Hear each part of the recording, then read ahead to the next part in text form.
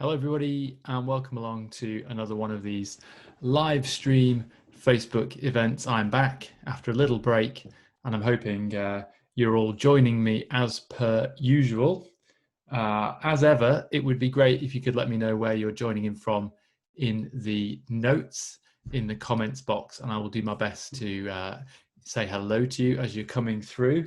I'm trying to juggle a few screens here. This is a pixel to print session. So what we're going to be doing is looking at one particular image, talking about the capture, the processing a little bit, and indeed the printing.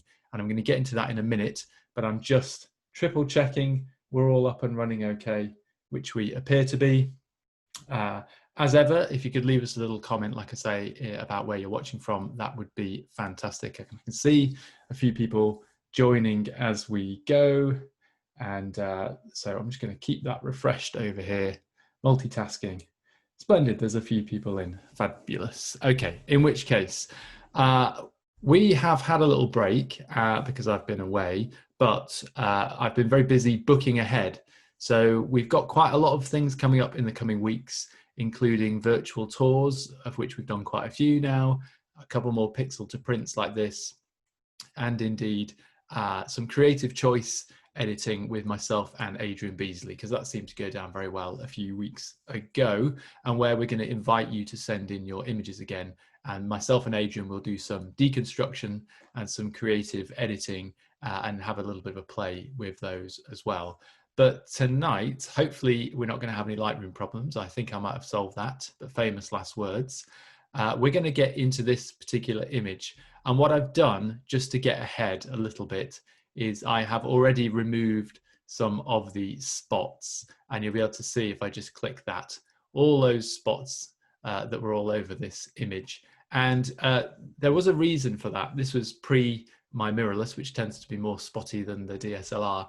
But it was a howling day and it was not a pleasant day. The wind was everywhere. There was rain everywhere.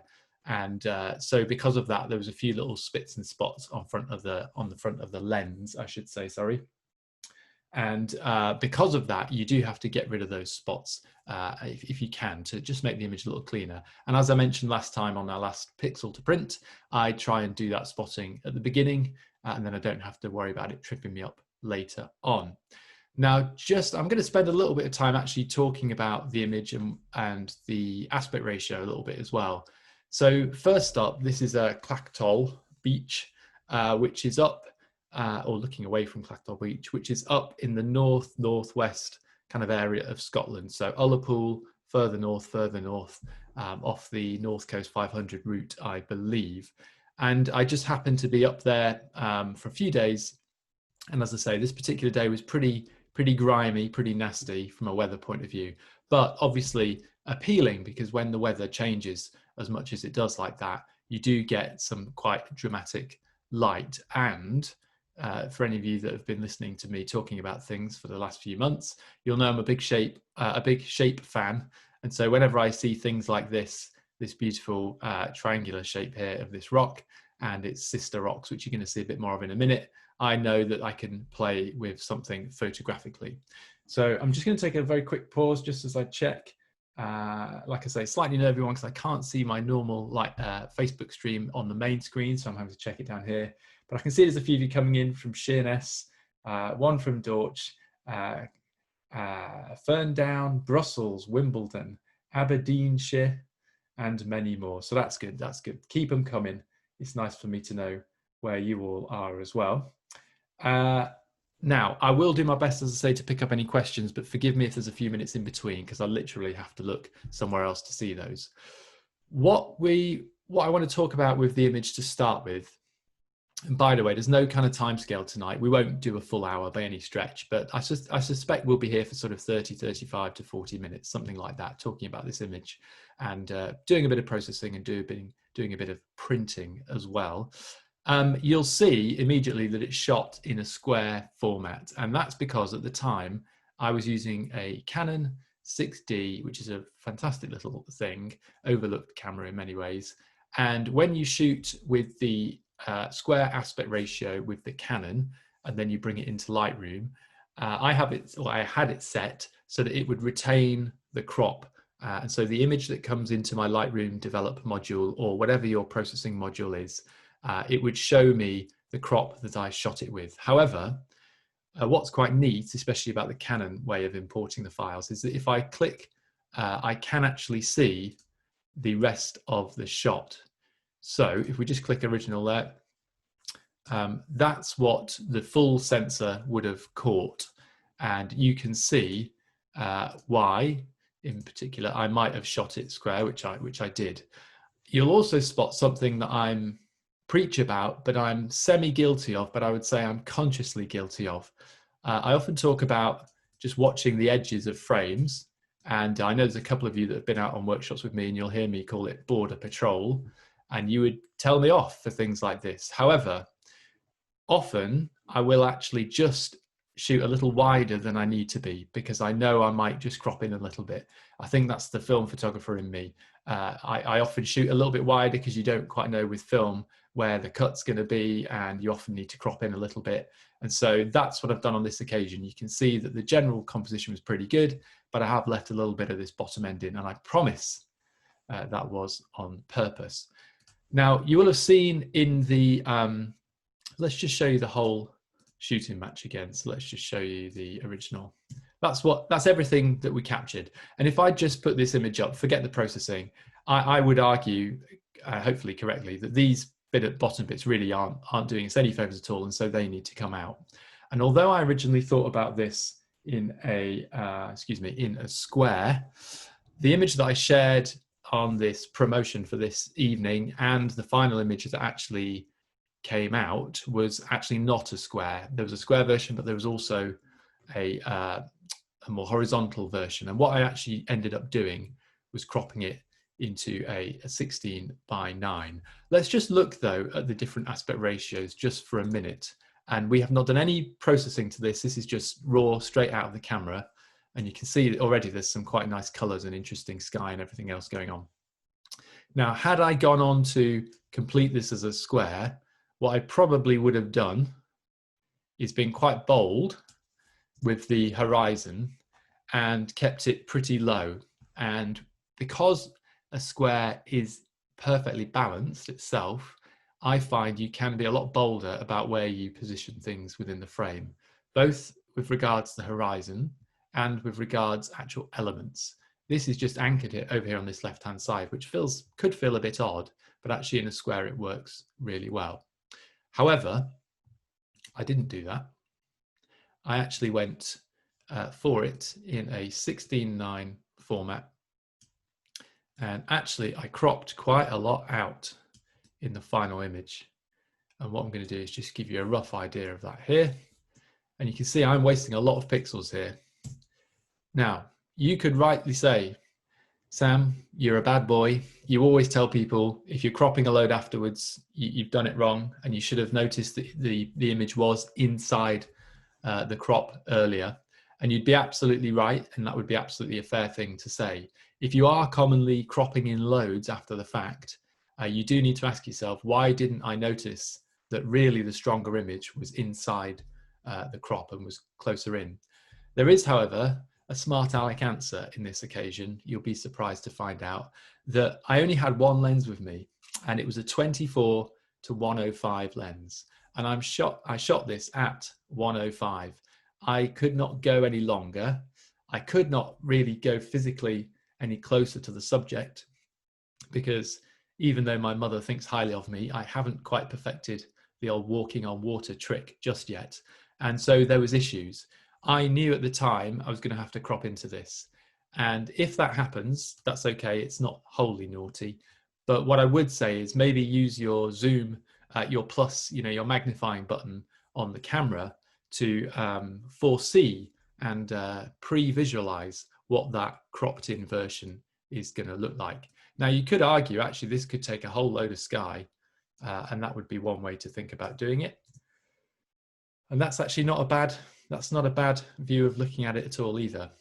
But what we're going to probably think about today is more of the original shot that I showed you. And I'm just going to do a quick check on the comments, as indeed, like I say, I just have to look over here. Forgive me. Hello to everyone who's saying hello. Oh, someone was on the talk with me last night. Fantastic. Thank you. Those rocks are a surprising distance away from the beach. Lynn, you're absolutely correct. Walk on water or no walk on water, especially in winter, that is not a distance I was willing to cover for a photograph. Let's just say that. There was a question, which I'm just going to try and get to, about the cropping. So let me just bring that up. And forgive me for these momentary pauses, everyone. You know I'm a little bit better than that normally, but limited visibility here. So yes, cropping more to include more of the rocks on the right was the question. I presume you're talking about these down here. If you are talking about that, no, I could have gone wider correctly, and I could have had a whole load of foreground down here. But for me, it was all about these shapes. These shapes are just really, really gorgeous. And if I show you the whole, little bit more of a bigger scene again, sorry. I know I'm leaping around a little bit here, but we'll get there. For me, if there's something that really generates an interest for me, including any other stuff around it that is not as strong, is just diluting the strength of the graphical shapes and the interest that I've found. And that's why I cropped in pretty tight. Had I had a longer lens, I would have been cropping in tighter on this 200mm or something like this. I personally find this a little jarring, and this gap here bouncing left to right. And I also am conscious of these two little ones in this low left corner. So what I actually did, if we look at the crop, is I came around here and I made it even smaller than it was. And what I would also say, and you're going to see I really have cropped in pretty tight here, and it's simply because of that lens issue. If you can see, and I know it's very difficult depending on the screen you're looking at, there is a lighter patch of sky over here, and there's a transition between the grey and the lightness of this cloud next to it. And what I wanted to actually do in the crop was just avoid that. I wanted it just to be this kind of grey on the way out. And you can see that this was the final sort of crop that I went for. And hopefully you'll agree, if we look at that versus, for example, this, the final cropped in version for me is much stronger. It's much more graphically strong. And I don't quite like some of this patchiness going on here. There's big gaps, big patchiness. And so, like I say, had I had the longer lens, or had I perfected the walk on water, I would have got closer to it. So a little bit of an interesting chat there, hopefully, about choosing your crop at the time if you can, but if you can't, thinking about exactly where it goes. Another little finicky thing, and yes, the light here was pretty incredible, Nigel. You're spot on. It was a very incredible day, in fact, all round. A little finicky thing I'm going to show you if we just come over here. I don't really like things rising up and out of my frames on the edges, which is a very small little thing. So what I would probably do here, and which I did, is I would just crop it, and I'm going to show you that little edge again. I would just crop it so that this line is just coming down.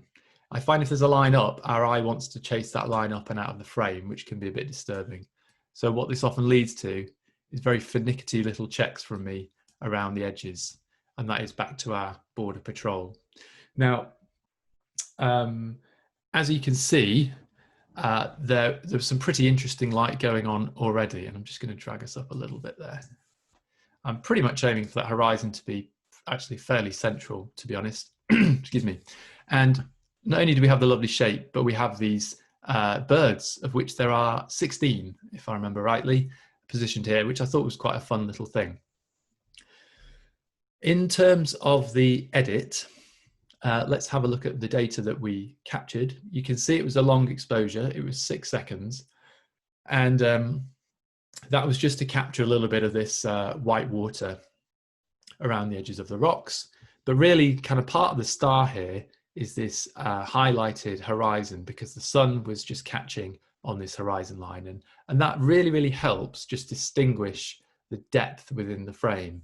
If this sort of tone went all the way up to these mountains behind, it would be very difficult to differentiate the planes of which they are presenting themselves on.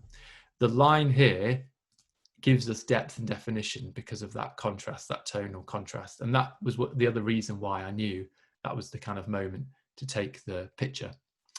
So we've got 6 seconds. It was shot at f16, and I suspect, if I think about it, it was probably because I only had a 6-stop filter with me, and I wanted a certain amount of time, and probably I had to bump that stop down, so it was f16. I probably would normally only shoot at f11 or so if I could get away with it. But there are times where you need to be flexible on your f-stop and indeed sometimes your ISO to get the shutter speed time that you want. And this is an occasion where I would have been very focused on getting the shutter speed that I wanted to capture this particular mood. Give it a little bit longer, things would have got even more milky and smoothed out, and we would lose perhaps some of the energy. A little bit shorter, and you can end up sometimes with scrappy bits of water spraying up, and that can look great, but in this occasion we were such a long way from that. I think those little bits just spraying out would have been problematic. So for me, in this particular instance, 6 seconds or so was kind of all I wanted to do.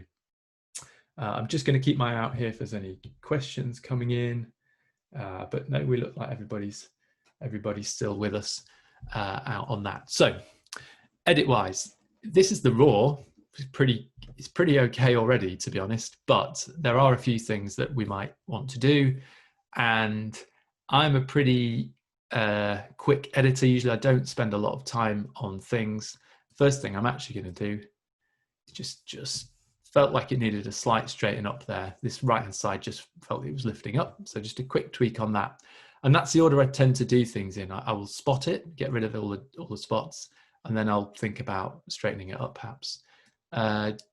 Information wise, if we look at the histogram, it's pretty good. We've got data all the way across. We haven't clipped anything at the top, which would have been very easy to do with this bright horizon. And we haven't lost anything at the bottom, which also would have been very easy to do because it's quite dark, and you can see there that darkness. And I actually want to keep a lot of that. The worst possible thing to do, in my opinion, would be to dive in here and bring a load of this shadow out. That would be bad. It would lose all the drama, the density, and the energy of that dark shape. I want it to be dark. Now you'll see that I've just bumped the exposure up a little bit, and that's just really just to get me in a good sort of zone. So I know I've got all the data here in the middle, and then I can start being a little bit more aggressive with certain bits of it. I think the image could take a bit more bite and a bit more contrast, and we're going to potentially put that in a slightly different way. You'll see as I'm pumping this up how crunchy that could get and how dark our rock could indeed get. We're not losing any detail, but it's feeling probably too heavy there. So I'm just going to put a little bit of contrast in and around that sort of area for now, and we may tweak that later on.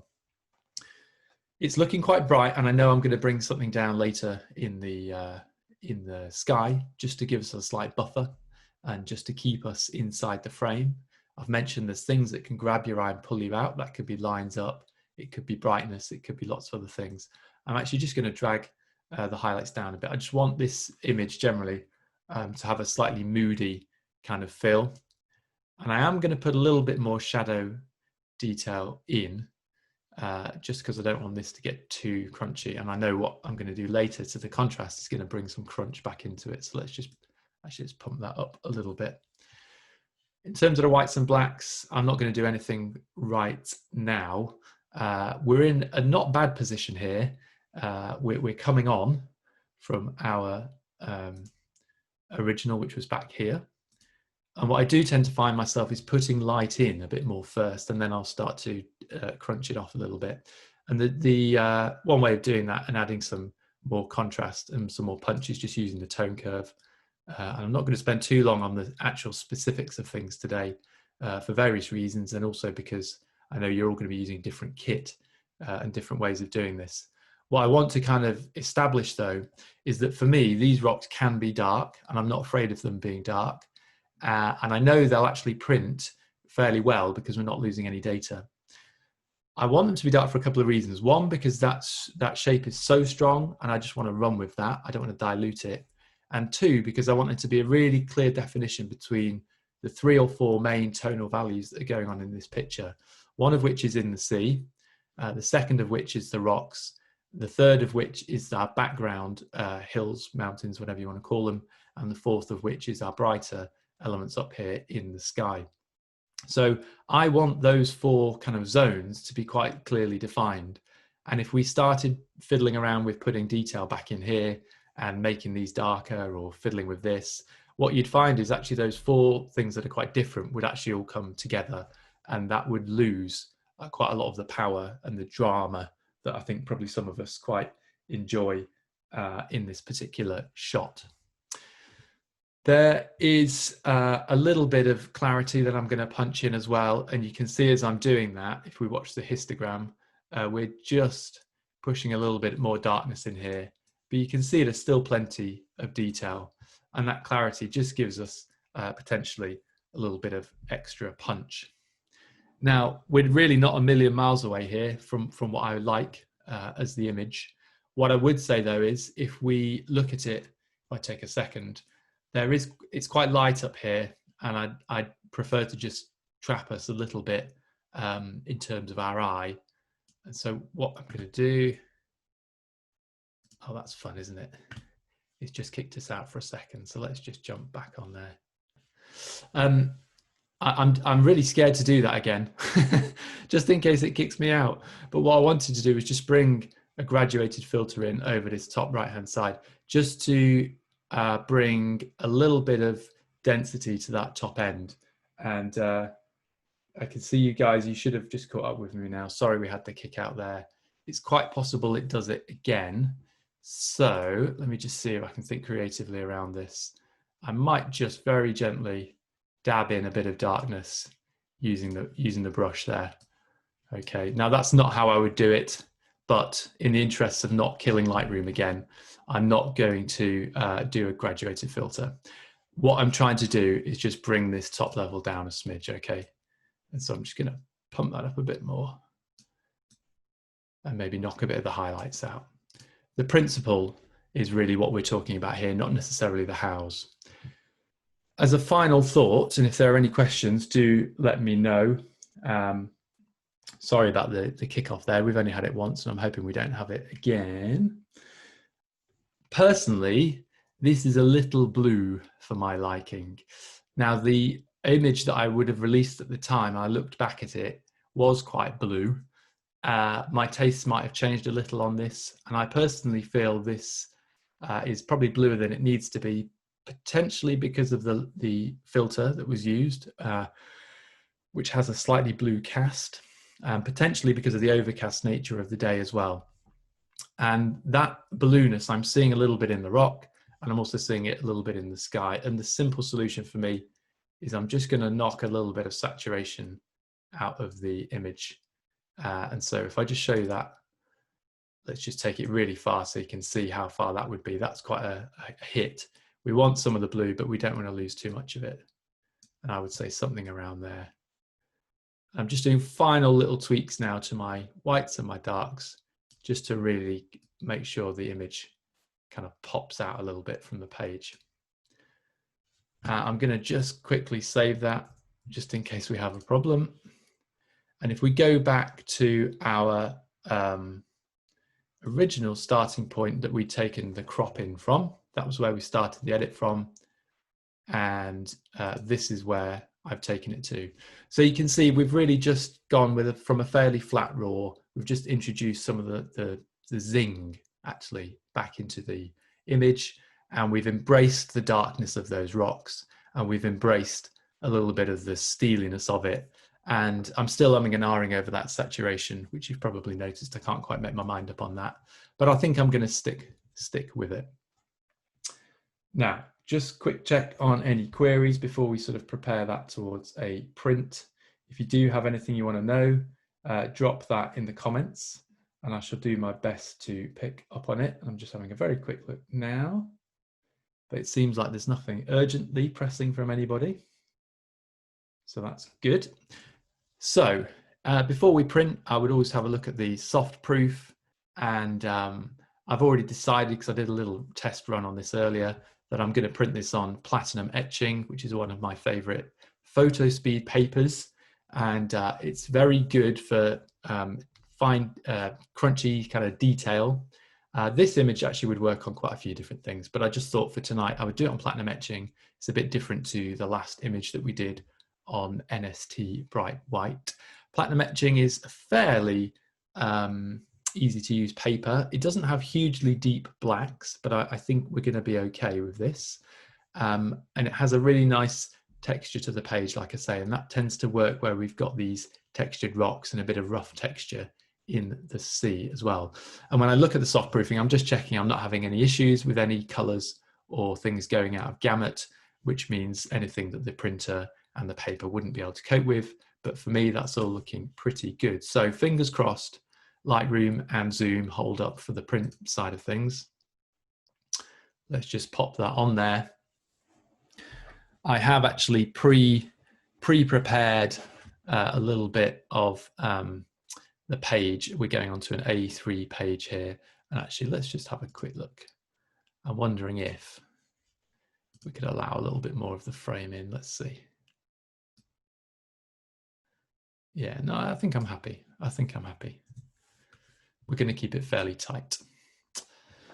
So I think what I'm going to do is just pop that to 35. That's a nice sort of size. You can see all these lines, by the way, because I have the guides on. That was a question that came up last time.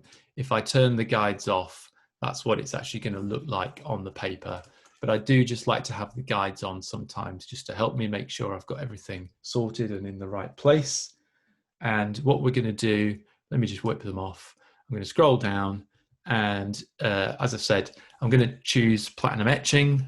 So I've already got a page preloaded and ready in the printer. I'm going to just give that a little knock. And why I do that is because it's been sat there for an hour or so. And if you give the paper just a little knock before you do it, it'll knock off any little dust that may have just landed on the paper whilst I've been chatting away.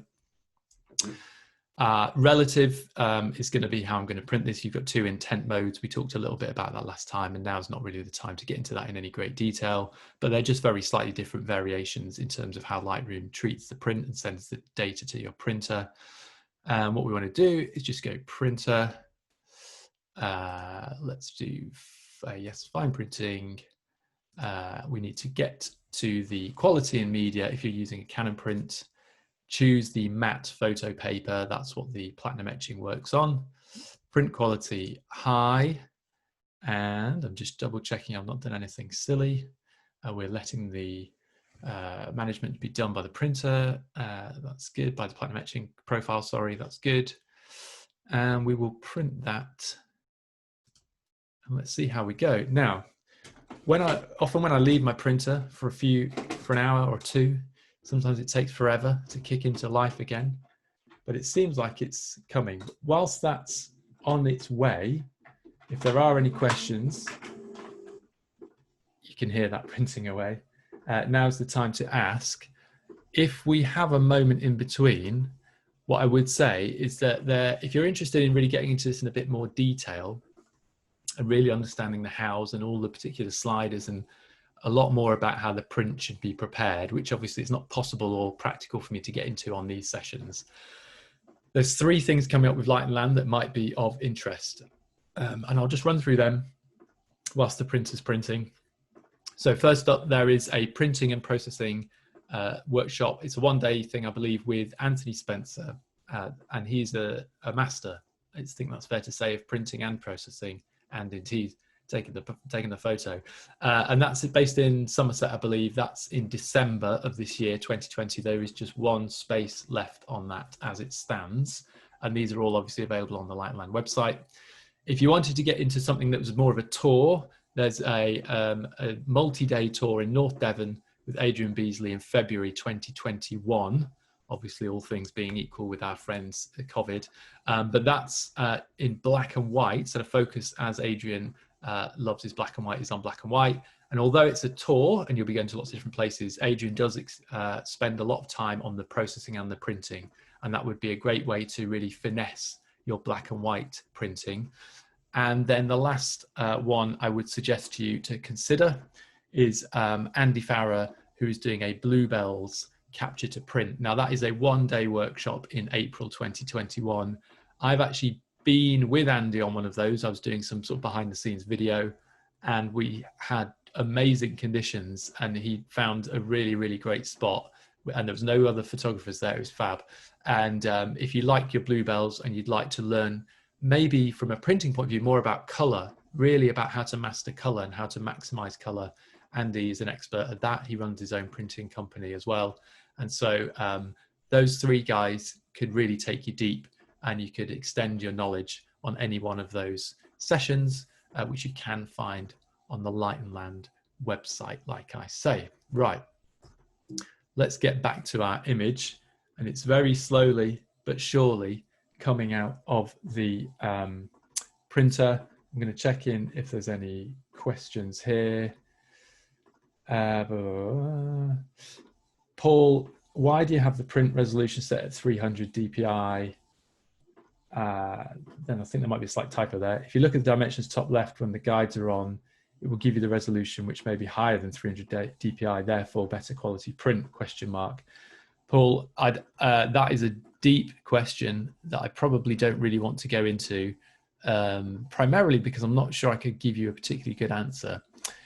What I would say is that commonly, whenever I've done stuff, even for exhibitions, even at huge sizes or in books, usually the PPI most people want from you is 240 or 300. Yes, it might depend on the output and where it's going to end up. Having done a bit of testing on this particular printer, and I know it might vary image to image, I find with the Canon that 300 tends to work best. Some people might say 240, some people might have another opinion. To be honest, it's pretty bloody difficult to see those differences, especially if you're just printing A3 in this sort of situation. So there may be reasons and other ways to do that, but I think 99 times out of 100, if you're sticking to 300 or 240, sometimes, depending on if you're on Epson or Canon, you might get some different advice on that, and you might want to check with someone like Photospeed who could give you some advice from their technical team. But in my opinion, you're going to be okay most of the time on those other settings.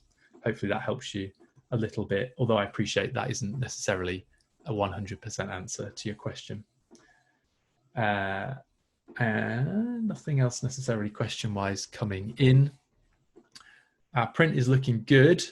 The one challenge we have on these sessions is that in my room, this lighting is not particularly well balanced. You can probably see, and I'm going to come off the share and I'm going to show you me in full size in a minute. There is a slight pinky reddy, you know, my arm is not this pinky red, and that does show in the prints as I show them to you here. What I'm getting, I promise you, is extremely close to what I'm seeing on the screen, and that's all to do with having a calibrated monitor and a custom profile for the paper that I'm using. But that has come out and it's looking pretty good.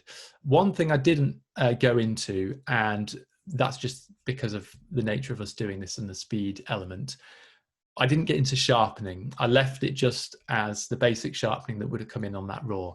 Had I been really printing this for someone or for an exhibition or for a print, I would have played a little bit with the sharpening, and I would have experimented with